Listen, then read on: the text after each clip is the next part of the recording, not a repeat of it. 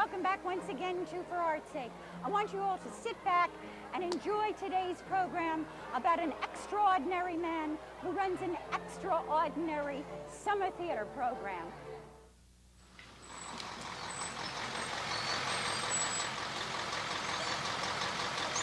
It could be any hot summer Friday morning as bus after bus pulls in front of the East Brunswick High School auditorium to discharge its load of youthful, chattering passengers.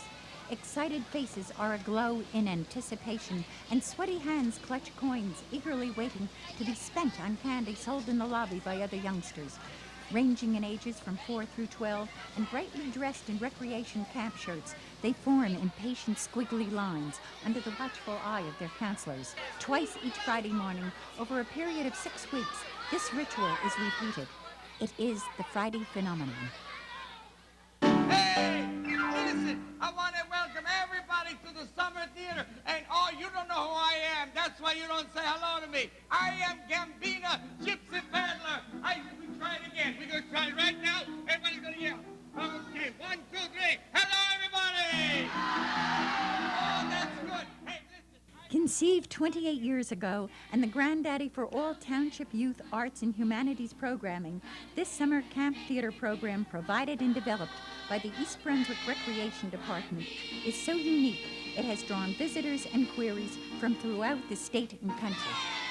For where else can one find a weekly summer daycare program whose campers and apprentices work, play, and learn theater craft side by side, Monday through Thursday, magically transforming themselves into Friday's actors, providers of quality entertainment to other youngsters. This is truly a kids-run theater for kids.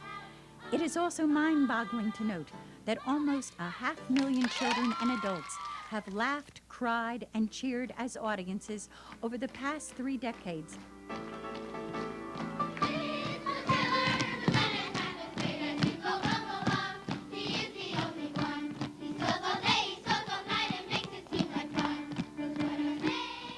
But how did this phenomenon come about? What is the secret of its longevity? One reason is Elliot Taubenslag, the program's creator and director. Winner of the 1987 New Jersey Governor's Award for Achievement in Educational Theater, he has also been written up in the World Book Encyclopedia. It started approximately 28 years ago. We had the first show with Snow White and the Seven Dwarfs, except that we didn't have enough people to fill all the roles at that particular time, so we only had Snow White and her 6 dwarfs. And we had an audience of about 30, 40 people. Then the next week we got an audience of about 80 or 90, and by the end of the season, the 6th week, and because we've been working constantly, we started drawing an audience of 200 and 300. And so the recreation department said, wow, you went from this to that, why don't you do it again next year? I think it was unique, and I didn't really expect it to be this way, but we opened the doors and we said, hey, this is open to anybody at all who wants to be in a show. And we didn't say you have to audition. We didn't say we're only going to take 30. We were only going to take 40. And in those days, literally, and I'm not kidding, we used to get 200 kids in a production.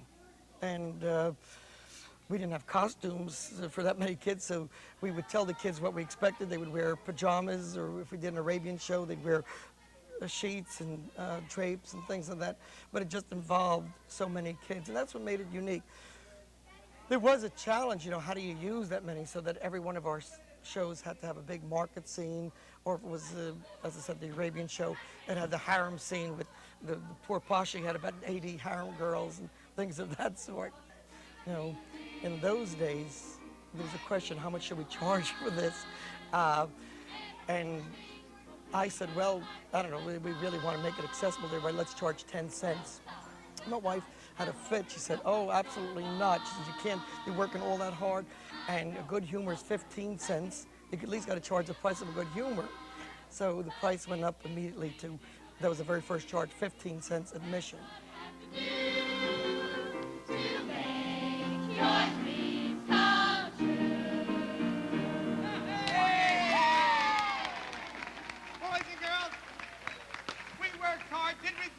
Did we succeed? Did you have a good time today?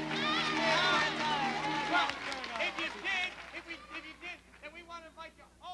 I signed my daughter Jessie up last summer because I knew Elliot and I knew that he's gifted in working with kids. The thing that's foremost, I think, for him is the welfare of the kids and being sure that the kids are happy and having a good time and having their needs met. And the performance is secondary. I think that while he's concerned about getting a great performance, he cares foremost about the children, and they know that. And I think that because of that, he gets the best possible performance from them. I think the arts is a fantastic way of letting people express themselves and to forget a lot of their problems. I know I have one of my Girl Scouts, I'm a Cadet Girl Scout leader, and one of my Girl Scouts is in the production.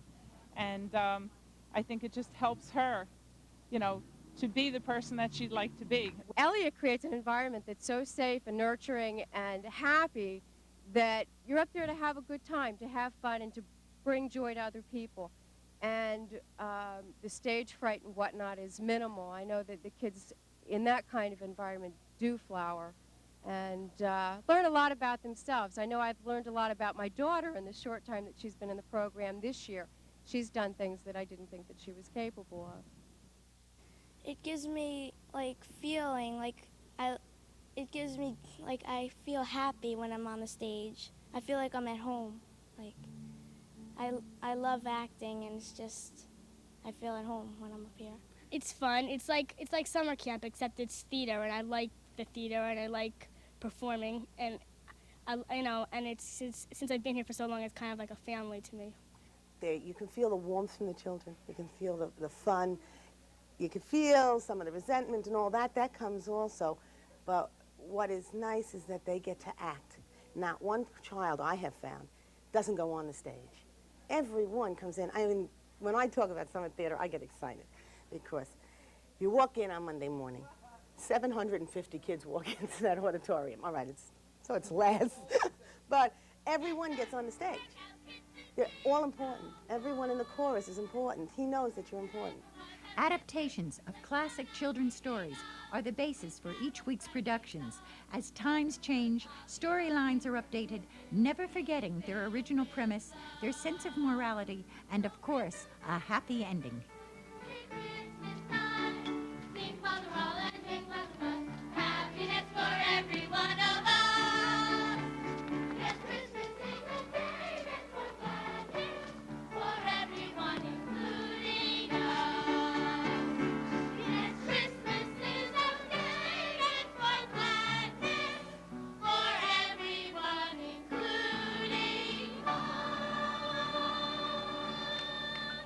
Our shows are absolute melodramas. You know right away the evil character is evil and the good character is good, and so on. And the kids cheer when we have Snow White. The kids love Snow White because she's so wonderful, and so on.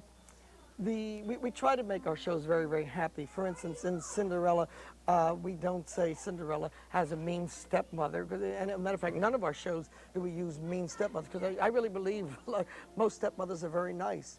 I don't think they'd ever get into a family unless they were very nice and take over the responsibility of someone else's children. So that there's always a good feeling about remarriages and so on. However, for instance, in Cinderella works as a servant girl for Mrs. Rumplebump, and she's mean and so, but she's also funny. At the end of our story, even Mrs. Rumplebump is readjusted, and there's a lot of fun with her. All of our stories do have sort of happy endings. Even when our ogres are destroyed, the giants are destroyed, somehow towards the end we do some magic and we bring them back, and they have to promise that they're going to be good, and they're going to be happy and save everybody else. The show we're doing next week, The Wicked Wizard, is a perfect example of this. At the very, very end of the show, the chief character, Rapunzel, asked the Wicked Wizard, "Why have you been so mean? Why have you done these terrible things?" And he says, "All right, I'm going to tell you. I'm going to tell you. I was mean because nobody likes me." And he explains that when he was a little child. Nobody was good to him. No one had treated him nicely. And he says, and it's a moral to it, that when you treat somebody mean, that person becomes mean. And if you want somebody to be nice, you got to be nice to that person. And then, of course, we ask the audience, you know, should we forgive him? And the audience always yell, yes, yes, yes, we forgive you. I'll be good, I'll be good. I always have to ask all the boys and girls, what do you say, can he come? Let's try the second verse again. Tell all the bells. Ready? And. All the bells do ring out loud, it's so very clear. But let us backtrack in time, because Friday's magic really begins each Monday morning at 9 a.m. when apprentices and scores of youthful would-be actors and Mr. T, as he is affectionately called, gather around a piano in front of a bare stage and, amid much discussion, laughter, and fun, begin rehearsals for a new show. It's waiting to hear the very first cry that tells him what kingdom is blessed. The day that we've been waiting for is finally here. We've counted every minute now for almost a year. So when the trumpet sound, we'll give a mighty, mighty cheer. Our kingdom will soon have an end.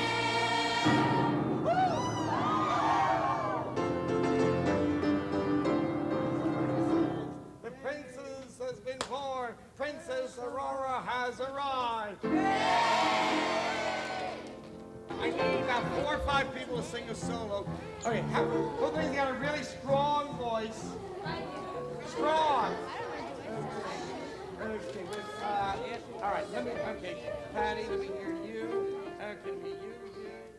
Tuesdays through Thursdays, songs are taught by rote, dances rehearsed, scenery hung, and lines and roles given out and memorized. Competition is tough. Patience, patience, and more patience becomes the byword as the day-by-day mechanics of theater move quickly towards Friday's climax. I don't know what it is, but it seems like you're never. It seems like you're never, and it's supposed to be you're never. And you're going, you're never. And when you come up, go like that, because that's how your hands are. Yeah. You're never fully dressed without a smile. Smile, that's smile. Perfect. Ready? 2, 3, 4. The most difficult thing I have to do on a Monday morning is I have to begin with music that most of the time I haven't seen before. Sometimes I've done a show before, or sometimes Elliot will get me music in advance, but lots of times he doesn't. And so I have to be able to just look at a piece of sheet music and play with some proficiency. Mostly Elliot and sometimes Beth Ann, because she's been here for so many years, since they've done the shows before, they'll take the responsibility of doing lyrics, teaching the lyrics to the kids. I will interject when someone has forgotten how the music goes, or it doesn't match the sheet music. I say, wouldn't you like to do it like this? Or if someone's accenting a wrong syllable, for more the fine-tuning. But we're involved with the plays. Everyone is involved with the plays. Anyone who comes to summer theater is involved with the plays. But we get music, teach the kids the music, supervise, make sure they're not running around, make sure they know what they're doing, make sure they have costumes, you know, that they're having good time. And that's basically what we do. We're kind of like counselors. We start on Monday, and we do finish on Friday, and we have to learn a lot in between that week. And unbelievably, we are able to do it, but there are certain times along the way that you feel that, oh my, it's just so much to learn, and you don't know if you can handle it. And when it comes to Friday, it just all comes through, and it glides along, and we have a lot of fun. We don't have anything like this available on this scale elsewhere that I know of, where you have, for one thing, 6 shows in 6 weeks, 4 days rehearsal. On the July 4th, we have 3 days rehearsal, and we put on a show as good as this. It amazes me every week. People have to memorize lines. They have to improvise if they forget, and they improvise sometimes. And sometimes our funniest little shticks are things that people just think of off the top of their head. And I think the kids have a good time watching the show. Otherwise, they wouldn't come back. And I know I have a good time because this is my 4th season as a accompanist. In the 12 years that I've been here, I have seen groups that have been a little bit more talented or have been more willing. It all depends on not how much talent they have, how much patience they have. to sit in the audience and wait. Because once they get up there, they're all really very good. It's just that they have to listen to know what they're going to do. Because most of the time there's someone in front of them that'll do something that they could just follow. You know, so they don't have to be majorly talented to do that. They just have to pay attention and be patient when Elliot's working with other people, that they don't get, you know, frustrated or agitated because they're sitting around doing nothing. I think it's taught me how to love the theater more. You know, you see children go up there and act, and some of them are just so little yet so talented. You know, there are a couple of them that, you know, and you just see them so talented, and it just, you know, you think, oh, when they grow older, they're just going to give more to the theater. Are you surprised when it all pulls together on Friday? Well, I am, but I'm not. I am because it took a lot of time, and it was only 4 days, and that we pulled it all together. I wasn't surprised because I saw a lot of the scenes, and they were very well done, and I thought that we definitely pulled the show together. When the scene opens. Okay, thanks. Wait, see this lineup? Break it up. I mean, yeah. When the scene opens, everybody should be looking at whatever you're buying, and then when they start singing, then you turn. There's a lot of movement. You ready? All right. I want movement more in. During the introduction move. Everybody, you should not be facing forward. I'll make believe I'll say it again.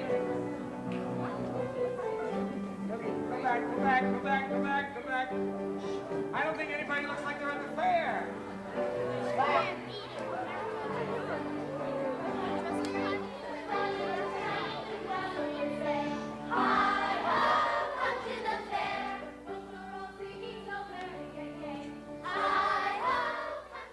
Meanwhile, back in the costume shop, the nearby cafeteria, the head costumer and her 2 volunteer seamstresses design, cut, sew and trim costumes at a frenetic pace to meet Friday's deadline.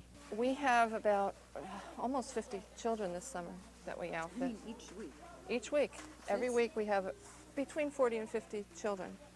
And a lot of them are children between the ages of 6 or 7 and 11. There's quite a few small children there. On a costume, basically I take what we already have in our stock, and I add to it or subtract to it. For instance, we're adding sleeves to make this outfit look like it's for Sleeping Beauty in the medieval period. And we're going to be using tunics. We have some tunics, but we have to add collars to them, and little shorts that are going to go under the tunics, and tights and things like that. Hats we have to add. We can change a costume just by adding a collar or a different type hat. You can change it from medieval to hillbilly. We don't have the greatest budget. We do have a big stock here of costumes that we do use.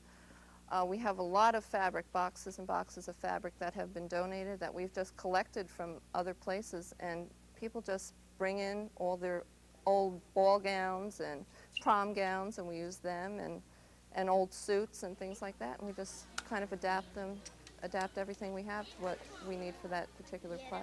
I don't think we spend more than $5 a week on the whole play, on all the costumes. We may have to buy elastic or some trim, or maybe one specialty hat or something like that, but everything else we usually have here or the children bring in.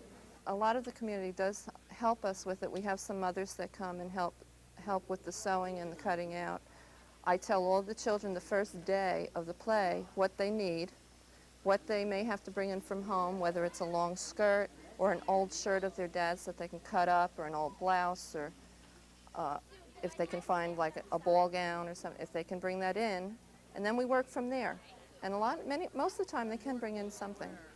Every Thursday night I try to go to sleep, and I'm thinking about all the things that I hope are finished and may have to get here early Friday morning, and it's amazing how the whole thing comes together. Friday morning brings its own chaos. Last-minute notes are given, makeup applied, and lost pieces of costumes are replaced as nervous, eager actors await the call. Places, please. Curtain going up. Please.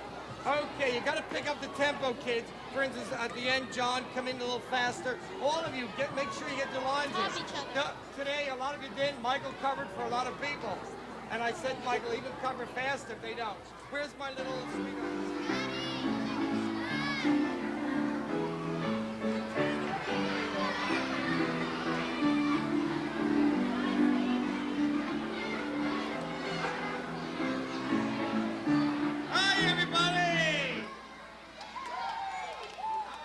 If I'm filled with energy, the audience will be filled with energy, and I'd come up and I'd bounce and I'd jump and I'd yell and scream, and I antagonize them very often. I'll say, for instance, "Oh, you don't think the giant is ever going to come here, do you?" And all the kids say, "Yes," because they know he's going to come.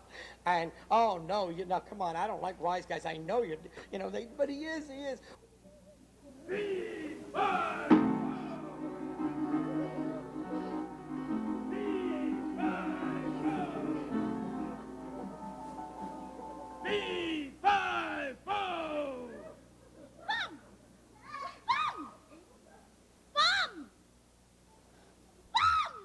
Don't you call me a bum?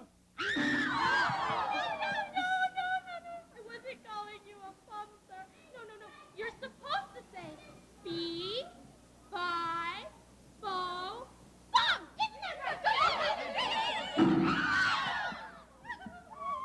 Stop fooling around. Bring me my dinner.